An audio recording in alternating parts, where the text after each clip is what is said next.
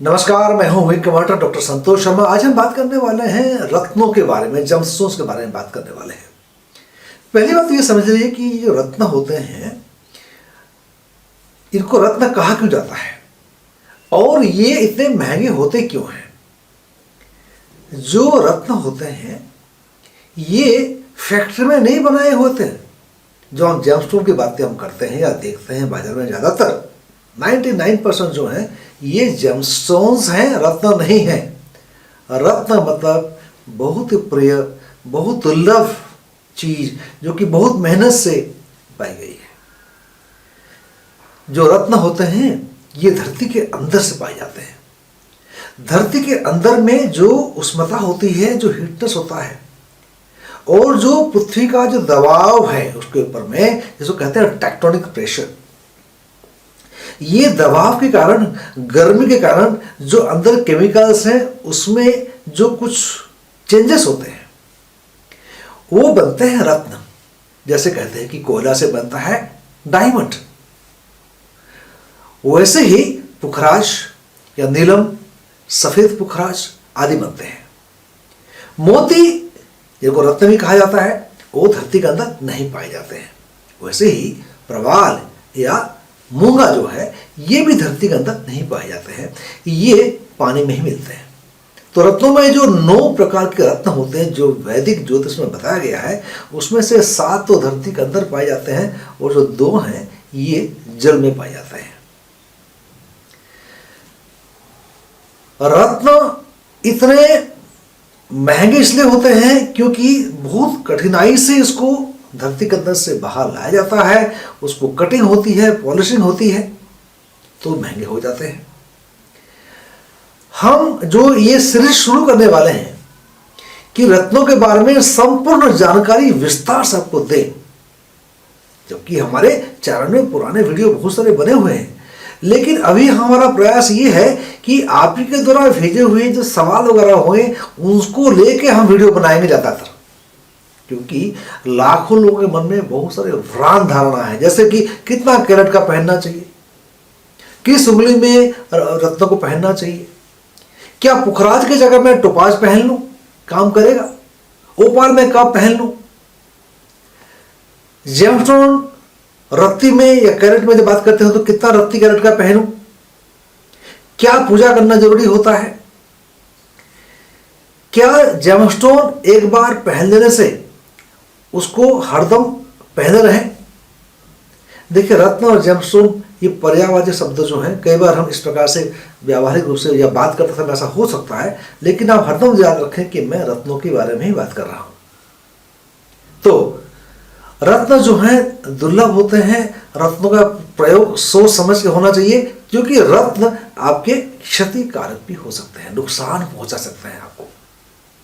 मानिए आपके चार्ट में जो है शनि घातक हैं और गलत जगह बैठे हुए हैं, जिसमें आपको नुकसान करवा सकते हैं, जेल भेज सकते हैं, दुर्घटना आदि कर सकते हैं। उसका नीलम पहन लेंगे तो आप खतरे में पड़ सकते हैं। मैं बहुत लोगों को देखा हुआ हूं कि गलत समझ के कारण में नीलम पहन लिए, कुछ दिनों बाद ही एक्सीडेंट हो गया। ऐसे लोगों को जानता हूं जिनको जेल हो गया, हड्डी पसले टूट गई एक्सीडेंट से। गलत चीजें हो जाती हैं। रत्नों को बहुत सोच समझकर पहनना चाहिए, और रत्न पहनने के बाद में ये मत सोचना कि रत्न पहन लियो तो पहने रहो। गलती कहाँ हो जाती है, मानिए आपके चार्ट में कोई ग्रह अच्छे हैं, कम पावर के हैं, आप वो रत्नों को पहन के वो शक्ति को बढ़ाना चाहते हैं, अच्छी बात है, कोई दिक्कत की बात नहीं है। अब उदाहरण लेते हैं, चलिए, कि सूर्य का। आपके सूर्य जो चार्ट में है बहुत शक्तिशाली नहीं है और आपने उसके लिए माणिक्य पहन लिया। अब आपको फायदा हुआ, तो मन में विश्वास जम गया कि भाई मैंने जब से माणिक्य पहना है मेरे जीवन में सब कुछ अच्छा हो रहा है। लेकिन आप ये भूल गए कि जब शनि की महादशा चली या शनि की अंतर्दशा चली, जब समय ऐसा चला जहां की शनि आपके ऊपर में शासन कर रहा है, आपको जीवन को प्रभावित कर रहा है, और आप माणिक्य पहने ही चले जा रहे हैं। सूर्य और शनि जो है ये विरोधी तत्व है, अपोजिट फोर्सेस है। जो शनि है ये सूर्य के बेटे हैं, रवि पुत्रम यमाग्रजम, मतलब सूर्य के बेटे और यमराज के बड़े भाई शनि, लेकिन बाप बेटे में पड़ते नहीं है। आप जब शनि के टाइम में आप माणिक्य पहन लेंगे तो यही माणिक्य जो आपको फायदा दे रहा था कुछ समय पहले, यही आपको नुकसान करने वाला है। वैसे ही यदि आपने नीलम पहना हुआ है, शनि का कुछ समय चल रहा था, चार्ट में देख के ज्योतिष ने आपको बताया कि नीलम धारण कर ले और आपको फायदा हुआ, माला माल हो गए, बहुत पैसा आपके पास में आ गया, लेकिन फिर चालू हो गया सूर्य का समय, आप पहने हुए हैं, वहां गड़बड़ी पैदा हो जाएगा। आप नीलम पहने हुए हैं, राहु का टाइम चालू हो गया, राहु की दशा महादशा चल पड़ी। आप जानते हैं कि राहु और शनि ये दोनों के मिलकर बनाते हैं श्रापित योग, कर्स्ड फेज ऑफ लाइफ। उसमें क्या होगा, आपको ऐसे ऐसे समस्याओं का सामना करना पड़ेगा जिसके ना तो सिर है ना पैर। आप समझ नहीं पाएंगे समस्या आ क्यों रही है। यही जो नीलम आपको फायदा दे रहा था, आज के तारीख में ये नीलम फायदा क्यों नहीं कर रहा है, क्योंकि राहु का टाइम चल रहा है, आपने ध्यान नहीं दिया। तो जेमस्टोन को हमें कभी तो पहनना चाहिए, कभी तो नहीं पहनना चाहिए, कभी उतार देना पड़ता है, ये लोगों को मालूम नहीं है।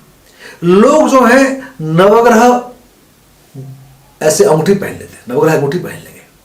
अब देखिए, मैं पुराने वीडियो में या मैं बताया हुआ है पहले मैंने कि आप जो ग्रह आपके चार्ट में अच्छे नहीं है उसका जेमस्टोन ना पहने, क्योंकि नेगेटिविटी को ना बढ़ाएं। आपने पहन लिया है, नवग्रह का आपने पहन लिया।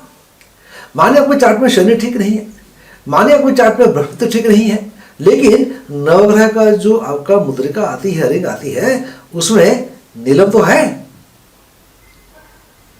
या सूर्य ठीक नहीं है लेकिन सूर्य का माणिक्य तो ठीक वहां है, या पुखराज का येलो सफेद तो उसमें है, तो बृहस्पति का जो पुखराज है वो भी तो उसमें है।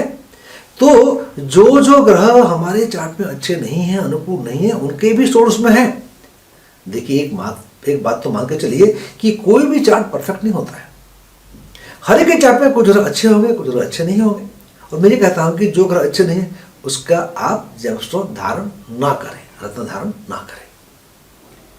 तो आप रत्न नवग्रह में तो पूरे हैं, तो आपने शनि का भी पहन लिया, आपने सूर्य का भी पहन लिया, आपने राहु का भी पहन लिया, वहां आपने चंद्रमा का भी पहन लिया, केतु का भी पहन लिया। चंद्रमा केतु आपको एंग्जाइटी पैदा करेंगे, राहु सूर्य आपको ग्रहण दोष लगाएंगे, पितृदोष बना रहे हैं, शनि और राहु आपको बना रहे हैं शापित योग। ऐसे आप 9 ग्रहों के यदि रत्न पहन लेंगे तो आप बहुत कठिनाई में पड़ेंगे। आप अलग अलग जो ये दुर्योग बन रहे हैं उसके शिकार हो जाएंगे। जानबूझ के आपने ये किया, आ बैल मुझे मार, इस कहावत का भी तर्थ कर दिया ये पहन के, नवरत्न की अंगूठी पहन के। कुछ लोग क्या करते हैं कि जो फैक्ट्री में बनाए हुए हैं ऐसे स्टोन पहन लेते हैं। तो इसमें क्या होगा, जो फैक्ट्री से बनाए गए हैं स्टोन हैं उसमें हीट प्रयोग किया जाता है, बहुत उत्ताप का प्रयोग होता है और केमिकल से उसको बनाए जाते हैं। जिस प्रकार से बनाते हैं, केमिकल से बनाते हैं, तो जो स्टोन की पहचान होती है, साइंटिफिक एक्सप्लेनेशन होता है, या जो उसका डेंसिटी कितना होना चाहिए, केमिकल क्या होना चाहिए, इन चीजों में खड़े तो उतरेंगे हो।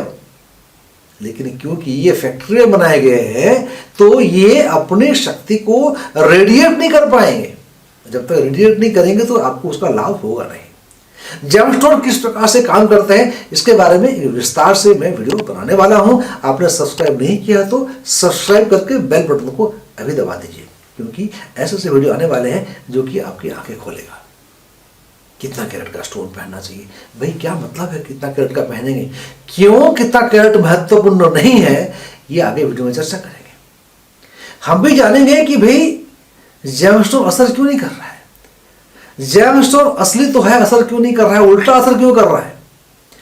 असली का मतलब ये हुआ कि फैक्ट्री में बना हुआ है, सर्टिफाइड तो है, और जो मापदंड है, साइंटिफिक मापदंड है, उसमें खरा तो उतर रहा है, लेकिन ये हमको फायदा क्यों नहीं कर रहा है, नुकसान क्यों कर रहा है। उदाहरण के तौर पे शनि के लिए नीलम खरीद लिया जो कि बनाया गया फैक्ट्री में। शनि के लिए जो जेमस्टोन नीलम बनाया गया उसमें हीट का प्रयोग किया गया। हीट जो है सूर्य के कारक है, सूर्य और शनि विरोधी तत्व हैं। जैसे ही स्टोन में नीलम में हीट का प्रयोग आएगा ये आपको नुकसान पहुंचाएगा। तो जेमस्टोन पहनने से पहले यह जानना ज्यादा जरूरी है कि कौन सा जेमस्टोन आपको नहीं पहनना चाहिए। नमस्कार, जय हिंद, जय भारत, वंदे मातरम।